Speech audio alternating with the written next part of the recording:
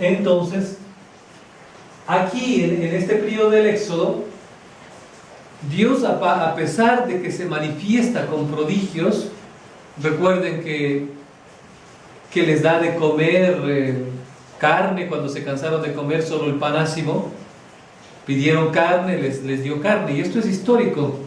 Y de ahí valga la oportunidad de decir que en nuestra sociedad hoy día, en nuestras cátedras, mucho se escucha a veces cosas que van en contra de la tradición de la iglesia. Hay unos nuevos teólogos, hoy por hoy, que quitan la historicidad de los evangelios. Es decir, para muchos estudiosos hoy en día, esto de la comida de carne del pueblo israelita en el Éxodo, del cruce del Mar Rojo, solo es fábula, solo es algo simbólico. Es decir, están destruyendo la verdad histórica del Antiguo Testamento y la Sagrada Escritura, al igual que el Nuevo Testamento, porque yo he escuchado, hay veces que se dice, por ejemplo, que la multiplicación de los panes de nuestro Señor no hubo tal, es decir, no es como la Biblia dice, sino que según los últimos descubrimientos se ha descubierto, valga la redundancia, que hay una planta que es como el algodón, que es dulce, y que eso es lo que usaron para dar de comer a los más de 5.000, 10.000 personas.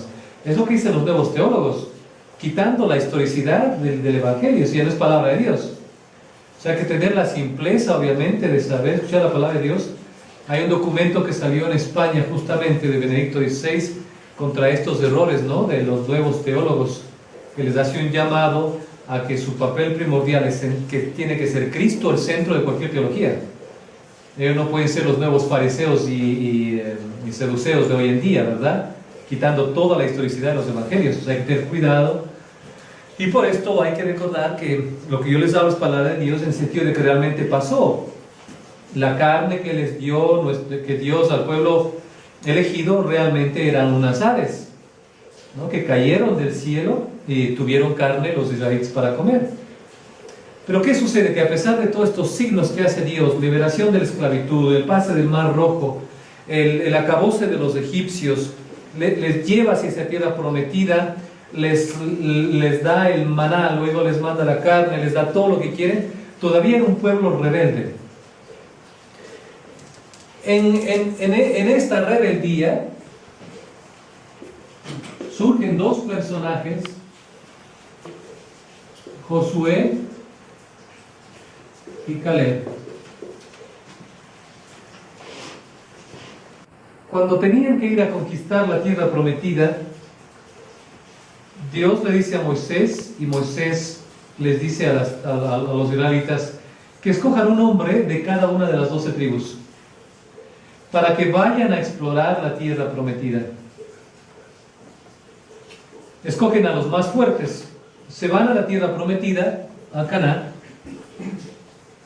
y regresan. Obviamente Josué y Caleb eran parte de estos 12, regresan,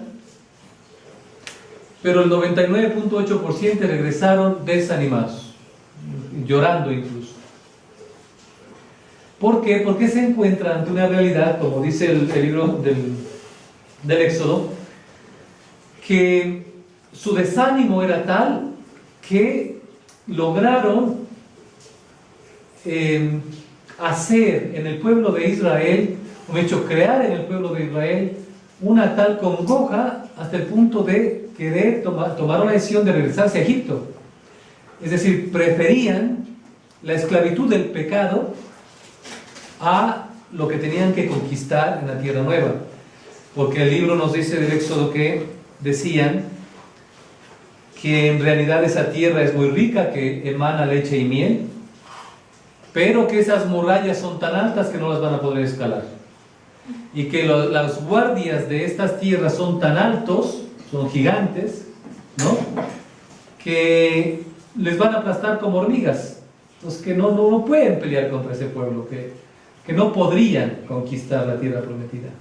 Entonces ahí es cuando salen nuestros dos héroes, Josué y Caleb, cuando dicen: un momentito, sí, en realidad esa tierra emana leche y miel, esos hombres son gigantes, pero si se han dado cuenta, hasta la sombra que Dios les protegía se ha ido de ellos.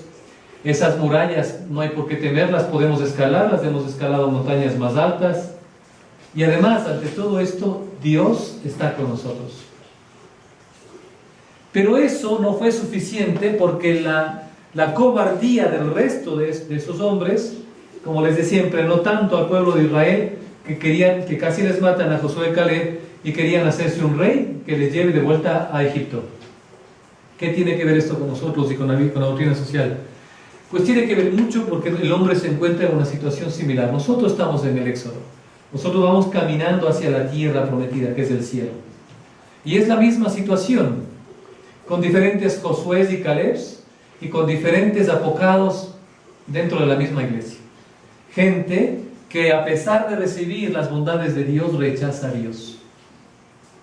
Y gente como Josué y Caleb que dicen, no, un momentito, no hay que tener miedo a nada, estamos con Dios. Y si Dios está con nosotros, ¿quién contra nosotros? Si es un pueblo que vive en una comunidad, que no hay lucha de clases, que viven en una armonía casi perfecta, ¿no? Porque todo lo tienen en común, es decir, el bien común primaba. Entonces no tenían necesidad de crear sistemas como los actuales. Tenían la providencia de Dios, el mismo devenir de las actividades de cada uno de ellos, pero era un pueblo que vivía en armonía. Pero para conquistar el cielo o la tierra prometida, obviamente hay este gran impedimento. Y ahí vamos a aprender un poquito de la pedagogía de Dios, que si ustedes recuerdan, ante esta situación, Dios manda un castigo. ¿Y recuerdan cuál era el castigo? Por 40 años,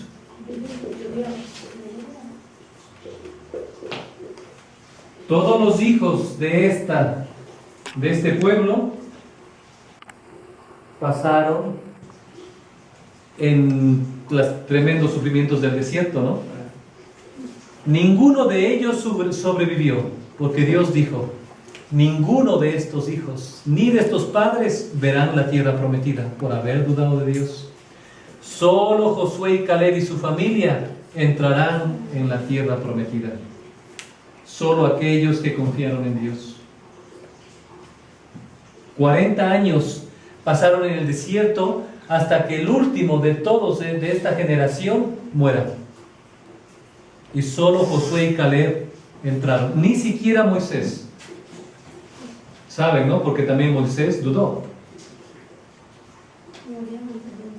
Entonces, miremos esta enseñanza de Dios, de su misericordia, de ese plan divino de la salvación y del siempre y constante rechazo del hombre al plan divino.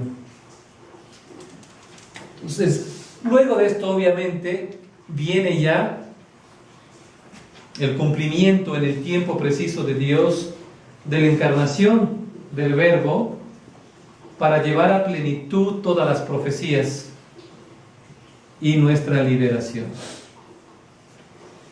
Y si ustedes, como se van a dar cuenta en las clases siguientes, no vamos a tener a un Jesús que muchas de las veces se lo ha desfigurado como un Dios liberador de los pobres, donde en nuestros casos, por ejemplo, ha tenido mucha incidencia la llamada teología de la liberación comunista marxista, donde se pretende tener un Jesús que solo ha venido por los pobres. Y debemos recordar que Jesús ha venido por todos, por los ricos, por los pobres, por los que no tienen nada, por los que tienen mucho.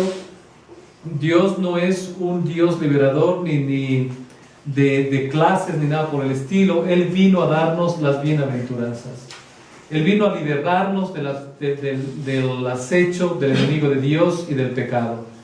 La liberación es la liberación del pecado, llevados a la vida eterna. Entonces en esto también vamos a ver dentro del diplomado un poco de este documento de la teología de la liberación y los documentos obviamente que han salido de la iglesia, no en cuanto a la teología de la liberación. Que la verdadera liberación es liberar al hombre del pecado. Porque de nada serviría que liberemos al hombre y creemos estructuras sociales cuasi perfectas si el hombre sigue en pecado. Pues lo primero que debemos conseguir es nuestra propia conversión la conversión de las personas que viven cerca de nosotros, de la sociedad, y por ende, como añadidura, podremos cambiar la sociedad. Pero no es el hecho de cambiar la sociedad con un sistema ideológico, filosófico, incluso técnico, el objetivo de la doctrina social de la Iglesia. Como ustedes saben, la doctrina social de la Iglesia no es una tercera vía entre comunismo y socialismo y capitalismo, ¿no? La doctrina social de la Iglesia es una teología moral que nos da las enseñanzas por las cuales nosotros debemos dirigirnos en este caminar que tenemos aquí en la vida terrena. ¿Hay alguna pregunta hasta aquí? ¿No? ¿Todo está claro? Bien. Dicho esto, es de importancia aquí notar de que obviamente el compendio de la doctrina social de la Iglesia trata de abarcar eso, un resumen de todas las enseñanzas sociales, desde el Antiguo Testamento al Nuevo Testamento y todos los escritos de los padres, etc.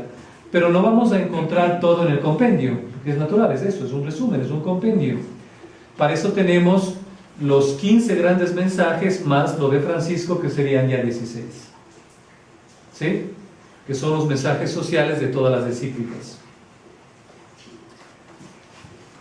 Al momento, lo que nosotros estamos haciendo en este recorrido es llevarles de la mano hacia la aplicación de la doctrina social de la Iglesia, porque es bonito conocer filosóficamente, teóricamente, todos esos maravillosos escritos que nos han dado los santos padres, que nos da la Sagrada Escritura, etcétera, de donde vienen las fuentes de la doctrina social de la Iglesia. Pero ¿cómo me va a ayudar esto en mi vida particular? ¿Cómo puedo yo aplicar Rerum Novarum en mi vida? ¿Cómo puedo aplicar yo Octogésima Adveniens en mi vida?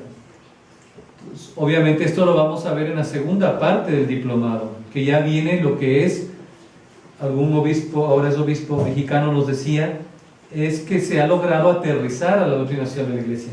No es solo doctrina, pero hay una pedagogía para hacerlo, y es importante lo que ustedes nos digan, porque por ejemplo, en el curso que deseamos, el primer curso que desarrollamos, una de las cosas que se nos pedía al culminar fue este tipo de actividades que podamos tener presenciales, para que podamos conocernos, pero también si hay algún tipo de cosa que no esté entendida, poder aclararla, ¿ya? Entonces es la segunda vez que hacemos el diplomado y la segunda clase presencial en este diplomado.